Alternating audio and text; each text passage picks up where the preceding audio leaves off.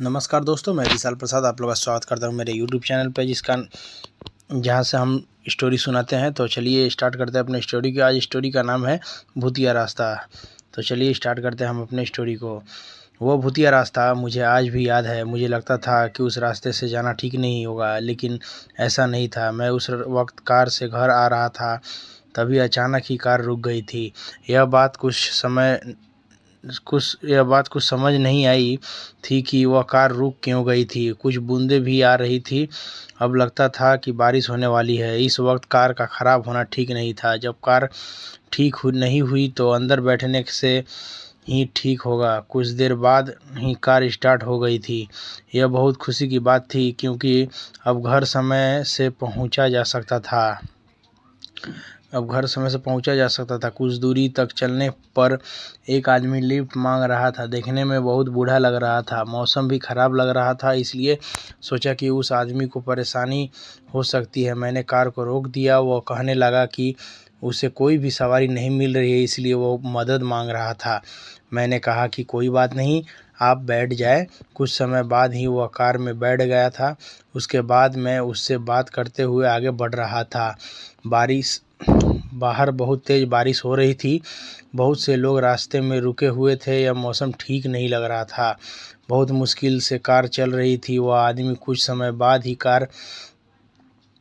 ही कहता है कि मुझे यहीं पर आना था, बट जब कार का शीशा खोल कर देखा तो उस जगह पर कुछ भी नहीं था। उस आदमी से पूछा कि आप यहाँ पर कहाँ रहते हैं।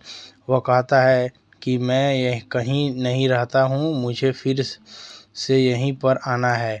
यह बात सुनकर मुझे अजीब लग रहा था। बाहर बारिश थी, इसलिए उस आदमी ने यही कहना चाहा था कि कुछ समय बाद चले जाना, बट तब तक वो गायब हो चुका था। वो कहीं भी नहीं था। वो इतनी जल्दी से किसी जगह पर चला गया, कुछ भी समझ नहीं आया था, बट उसकी बात अजीब लग रही थी। वह कह रहा था कि फिर से आना है। इसका क्या मतलब हो सकता है। बात समझ से दूर थी, इसलिए मैं घर की ओर आ गया था। मुझे नहीं पता था कि वो क्या कहता है, बट शायद वह बात हो सकती थी।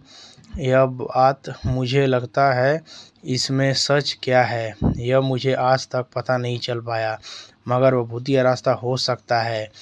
कुछ जगह ऐसी होती है जहाँ पर जाना नहीं चाहिए, बट इस बात का पता किसी को नहीं होता है कि उस जगह पर क्या हो सकता है। यह रास्ता अब वीरान ही पड़ा है।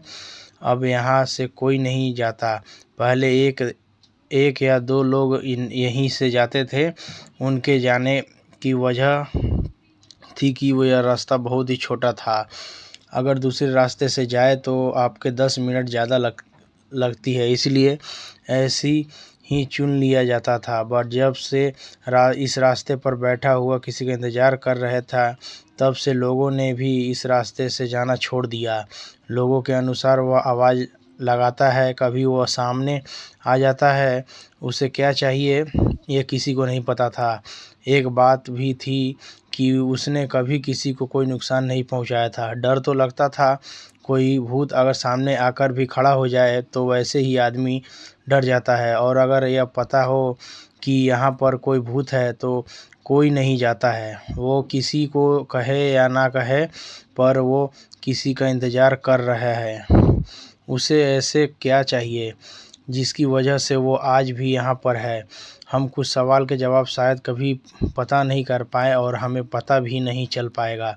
हमसे भी कोई ऊपर है जो सब जानता है। इस दुनिया में क्या चल रहा है और क्या होगा, हमारे सवाल आज भी यहीं रुके हुए हैं। बहुत से सच आज भी ऐसी है जिनका पता करना बहुत मुश्किल है।